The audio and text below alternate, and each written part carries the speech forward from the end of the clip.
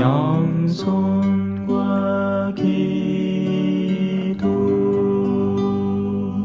찬미 예수님, 찬미 예수님. 옛날에 우리 본당에서 행사 같은 걸 하든지 교구에서 무슨 하는 행사를 가면 우리가 초전하면 외치는 소리가 있었다면서요. 박살!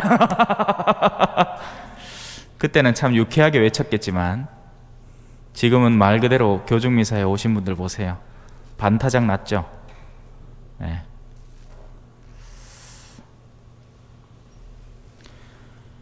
일들은 항상 세기를 거쳐가며 일어나 왔었습니다. 옛날 우리 어르신들은 전쟁에 대한 기억을 갖고 계시잖아요. 물론 저희 아버지만 해도 그러니까 전쟁 통에 거의 그 기억이 없다시피 하시기도 하지만 그 고난의 시절은 겪으셨을 거 아닙니까? 여기는 또 연배 많은 분들이 계시니까 적어도 한국 전쟁이 일어날 때 10살 배기 20살 배기 됐을 끼고, 그죠? 또 이전에는 세계대전이 일어났습니다. 1차, 2차 세계대전이 일어나는 동안 유럽에 살던 사람들은 어떤 심정이었을까요? 독일이 프랑스를 침공하면서 프랑스에서 그 자신의 생계에 하루하루를 내다보지 못하는 그런 이들의 마음은 어땠을 것이며, 또 단순히 프랑스인이 아니라 유대인들의 마음은 어땠을까요? 그죠? 하루하루 들려오는 소식이 누구 끌려가서 죽었다더라, 처형당했다더라 하는 얘기를 들으면 사람들은 항상 그 자신의 탄생과 죽음 사이의 세대를 살아가면서 어떤 종류건 자기에게 다가오는 사건 속에 두려움을 마주하게 됩니다. 그리고 두려움에는 똑같은 뿌리가 있습니다. 여러분, 왜 두려울까요? 그 근원을 한번 따져보셨습니까? 무엇 때문에 두려울까요? 빼앗길 게 있기 때문에 두렵습니다. 경제 뉴스에 관심을 가지는 사람들은 자기가 주식 투자를 해놨기 때문에 거기에 관심을 갖고 보는 거예요. 내맨키로 아무 상관없는 사람은 주가가 떨어지든 뭐가 떨어지든 상관없어. 우리 꼬맹이들이 기름값 오른다고 걱정을 하겠습니까? 사탕값 오르면 걱정을 하겠지. 그자야 아들아, 너 그 기름값 걱정해봤나? 아니요 간다. 전혀 상관없거든요. 다시 돌아옵시다. 두려움은 잃을 것이 있기 때문에 생겨나는 겁니다. 무엇을 잃게 될까요? 건강을 잃게 되죠. 직장을 잃게 되죠. 명예를 잃게 되죠. 존엄을 잃게 됩니다. 하지만 그 뿌리는 다 하나로 모여들기 시작합니다. 그 근본적인 뿌리에는 내가 존재하는 겁니다. 나의 생명이 사라지기 때문에 무서운 것이고, 나라는 존재가 갖고 있는 그 짧은 명예가 손상당하기 때문에 그게 두려운 거죠. 결국 그 두려움의 가장 근간에는 무엇이 존재를 하느냐? 우리의 가장 두려움의 근본적인 두려움은 죽음이라는 겁니다. 죽는다는 거예요. 코로나가 와도 죽으니까 두렵지, 코로나가 왔는데 나 열나 하고는 다음날 빨딱 일나면 누가 두려워합니까? 감기 두려워하는 사람 있어요? 없어요. 그냥 좀 앓고 말지 그죠? 감기 앓으면 길으면 7일, 짧으면 일주일락 하잖아요. 똑같다는 얘기지. 치료받으면 7일, 치료 안 받으면 일주일. 죽음에 대한 위협이 다가오는 거죠. 주님이 재림할 때 우리가 살아있을까요? 그런 걸 가르치는 사람들이 있습니다. 바로 여러 가지 이단들에서는 옛날에 이제 다미선교회라고 있었어요. 그래가 흰옷 깨끗하게 갈아입고 지하실에 모여갖고 엉영영영영영 하면서 58초 9초 땡 2000년 왔는데 아무 일도 안 일어났어. 황당한 애가 기자가 옆에 떡 서 있다가 왜 아무 일도 없죠? 하는데 할 말이 없어. 지금쯤 자기들이 뾰로로로롱 올라가야 되는데, 산채로 드러눕혀져야 되는데 안 일어난 거예요. 주님이 재림하실 때는요, 우리 모두는 1차원적인 죽음을 겪게 됩니다. 우리 모두가 아는 그 죽음 말이에요. 지금 확진자가 나서 누군가는 안동에 실려가고 생 난리를 치고 있죠. 언젠가는 여기 계신 분들도 다 체험할 영역입니다. 단지 그 형태가 다를 뿐. 정상적인 죽음이라고 우리가 생각하는 모습들이 있죠. 여러분, 제가 사제로서 경험한 바에는요, 정상적인 죽음이란 단 한 건도 없습니다. 뭘 정상이라고 규정할 거예요? 나는 지금 내가 45인께 보자, 한 25년쯤 더 살고 그래 죽으면 안 되겠나. 누가 계획을 잡습니까? 내일 당장 죽을 수도 있지. 아니, 내일이 어딥니까? 오늘 저 갈 수도 있지 않을까요? 갑자기 심장 부여잡고 하다가 쓰러져가지고 거품 막 물고 가품 끝 아이가. 사람 가는 거 한순간이더라고요. 정상적인 죽음이라는 건 단 한 건도 없습니다. 그 누구에게도 죽음이라는 건 갑작스럽게 다가오는 거예요. 그렇기 때문에 우리에게 다가오는 이 엄연한 죽음이라는 현실을 앞두고 사람은 두 부류로 나뉘는 겁니다. 그게 오늘 대림의 핵심이에요. 첫째, 두려움입니다. 준비되지 않은 죽음을 마주하고 있는 이들이죠. 미련 때문인가 봐. 이제 죽어야 되는데, 놓고 떠나야 되는데, 내 아직 이거는 놓으면 안 되는데, 내 새끼 좀에 더 돌봐야 되는데, 내가 지금 은행에 쌓아놓은 돈 요거는 좀 써보고 죽어야 되는데 얼마나 아깝겠노, 그죠? 에? 얼마나 아까울까? 자기가 가진 것들로 다른 이에게 기쁨을 선물을 했더라면 죽으면서도 그 기쁨을 함께 가져갈 수 있을 텐데, 아니 어쩌겠어요. 내가 도와준 사람들이 수두룩빽빽해. 그러면 내가 세상을 떠나갈 때 그 사람들이 날 위해 기도해 줄까요? 안 해줄까요? 해줍니다. 반드시 해줍니다. 헌데 나를 위해서 많은 것들을 지니기만 했던 이가 있다면 주변에서 뭐라 할까요? 욕을 합니다. 반드시 합니다. 저놈의 인간은 지 쓰지도 못할 거 저래 지고 있다가 지 혼자 간다 하면서 저 티미한 인간 욕을 합니다. 겉으로는 안 할 거예요. 겉으로는 어떻게 할 겁니까? 겉으로는 그 장례식장에 화환을 엄청 보내줄 겁니다. 왜?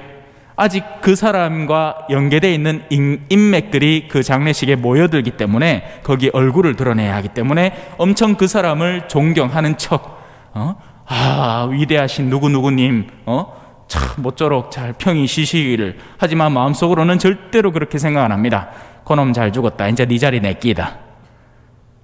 네가 지금까지 그 앉아있어 갖고 내가 끼꾸도 못하고 살았다 이가. 무시무시한 거죠. 이건 정말 무서운 일입니다. 그래서 죽음이 예비되지 않은 그들에게는 죽음은 곧 두려움인 겁니다. 사람들은 세상에 닥쳐오는 것들에 대한 두려운 예감으로 까무러칠 것이다. 코로나를 얘기하는 게 아니에요, 여러분. 착각하시면 안 돼요. 코로나는 팬데믹입니다. 전반적으로 일어나는 일들이고, 세상 안에서는 산풍 붕괴도 일어났고, 성수대교도 무너졌고, 대구 지하철 사건도 일어났고, 갈릴레아의 탑도 무너져서 수많은 사람들이 죽었습니다. 그들이 죄가 많아서 그런 일을 당하는 줄 아느냐? 아니, 회개하지 않으면 누구나 그렇게 멸망할 것이다 하고 우리에게 보여진 징표일 뿐인 거죠. 자, 두 번째 죽음으로 이제 건너갑시다. 이제 건너가야 됩니다. 사실 대림 시기 직전까지가 이 분위기였던 거예요. 좀 겁 좀 내세요, 여러분. 아니 언제까지 그렇게 움켜쥐고 살랍니까? 주님이 오신다지 않습니까? 이제 생의 마지막에 도래했지 않습니까? 전래주년도 탄생이 있고 죽음이 있는데 언제까지 이 죽음을 부여잡고 그걸 조금 더 늘리려고 31일이라고 32일이라고 그런 노래가 한 곡 있었어요. 사랑하는 연인을 기다리는데 2월 28일인가 그때 만나기로 했는기야. 근데 그때 안 오니까 2월 29일이라고 2월 30일이라고 2월에 30일 어디 있습니까? 그죠? 그렇게 사는 거지. 자, 이제 옮겨갑시다. 어디로 옮겨갈까요? 죽음의 색다른 면입니다. 죽음은 기쁨입니다. 여러분, 모든 성인들의 축일은요, 당신께서 서거하신 날을 축일로 삼습니다. 순교자들은 더더욱이 그렇고요. 우리에게는 두 가지 탄생일이 있는 거죠. 지상 탄생일과 천상 탄생일입니다. 얼마 전에 제 기 빠진 날 지나갔어요. 11월 24일. 뿌잉뿌잉. 그래요. 하지만 또 언제 제가 또 새로이 태어나게 될지는 아무도 모르죠. 그 탄생은 이미 시작되었고 완성될 일만 남은 겁니다. 우리는 세례로서 하느님의 자녀로 새롭게 태어났고요. 그 탄생을 완성시켜야 되는 입장에 놓인 거죠. 자, 그러면 이 새로운 탄생은 어떻게 기다려야 하는가? 거기에 대해서 오늘 일독서가 이야기를 합니다. 나는 이스라엘 지방과 유다 지방에게 한 약속을 이루어 주겠다. 어떤 약속이었을까요? 그날과 그때 내가 다윗을 위하여 정의의 싹을 돋아나게 하리니. 자, 이 세상은 정의롭습니까? 아닙니다. 전혀 정의롭지 않습니다. 아무리 다른 사람을 핍박하고 억압하고 나쁜 짓을 하더라도 마지막까지 존경받고 부유함 속에서 골프 치다가 심장 부여잡고 가는 사람도 있고요. 누군가는 남편 뒷바라지하고 막 미친 듯이 시집 살림하고 뭐 음식 상차리 내고 남편 그 두려움 밑에서 아침 상차리 내고 점심 상차리 저녁 상차리 내고 심지어 남편 쓰러졌는데도 그 두려움이 가시질 않아가지고 병상 옆에서 이래 아이고 그래도 그래 우리 낭구님인데 모셔야지 그 하다가 형제님 가시기도 전에 먼저 훅 까부는 그런 자매님도 있어요. 정당합니까? 정당하지 않습니다. 전혀 그렇지 않아요. 이 세상은 정의를 찾아보기가 쉽지 않습니다. 그러니 사람들은 곧잘 묻습니다. 신부님, 하느님 계신 거 맞습니까? 하느님 올바르다면서요. 하느님 정의롭다면서요. 근데 왜 세상이 요 모양 요 꼴이에요? 하느님 뭐 하시는 겁니까? 하느님 그러면 전능하신 분이 아니네요. 그건 우리의 짧은 시선 속에서 그렇게 관찰하기 때문에 그렇게 느낄 뿐입니다. 하느님은 전능하신 분이에요. 그리고 정의를 반드시 이루시는 분이십니다. 기워 갚으시는 분이에요. 그릇된 것을 메꾸시는 분이라고요. 거짓된 것을 진실로 메꾸고 그릇되이 억압되어 있던 것을 본래의 자리로 돌이키는 분이십니다. 하느님은 반드시 그렇게 하십니다. 내가 다윗을 위하여 정의의 싹을 돋아나게 하리니 그가 세상에 공정과 정의를 이룰 것이다. 한번 봅시다. 공정과 정의를 이뤘나? 어디 달려있어요? 십자가에 달려있죠. 그래서 세상 사람들은 저 사람을 실패한 혁명가라고 간주를 합니다. 예수님의 사업 이미지, 인간 모델을 이 인간 실증적으로만 분석한 사람들은 실패한 개혁가라고 해요. 실패했잖아요. 뭘 잃었어요? 제자들 다 떠났지. 다 뭐 하고 자기는 정작 아무 죄도 없는데 가장 추악한 몰골로 매달려 죽었으니 부활이라는 것과 영원이라는 것을 땡겨오지 않으면 저 사람은 실패한 사람입니다. 하지만 영원을 갖다 놓고 다시 새롭게 이걸 분석해보면 저분은 성공한 분이죠. 우리가 신앙인이라고 우리 자신을 부르는 이유는 세상 안에 보이는 것만을 위주로 살아가지 않기 때문입니다. 세상은 보이지 않는 이면이 있어요. 한 사람의 생은 그렇게 남편을 보살피다가 요절에 가신 그 자매님은 하느님의 품에 감싸여 계신다고요. 예수님 이름 때문에 죽어간 수많은 2살배기 이하의 어린아이들은 거기에서 이 다가오실 구세주를 위해서 자기가 죽은 것을 기뻐하면서 그 영예를 누릴 수 있는 그 기쁨을 만끽하고 있다고요. 하지만 우리 눈엔 그런 것들이 보이지 않죠. 왜 예수님 때문에 아이들이 죽어야만 했나? 이것만 생각하는 겁니다. 너무나 단순하고 너무나 낮은 차원의 생각인 거죠. 정의가 이루어지면 여러분 정말 기뻐할까요? 우리는? 저는 이 한국에 돌아와서 여러 장면들을 목도하면서 정의가 이루어지면 한국 사람들은 큰일 나겠구나 생각합니다. 지구를 100명의 사람들이 모인 마을이라면 이라는 동화책이 있어요.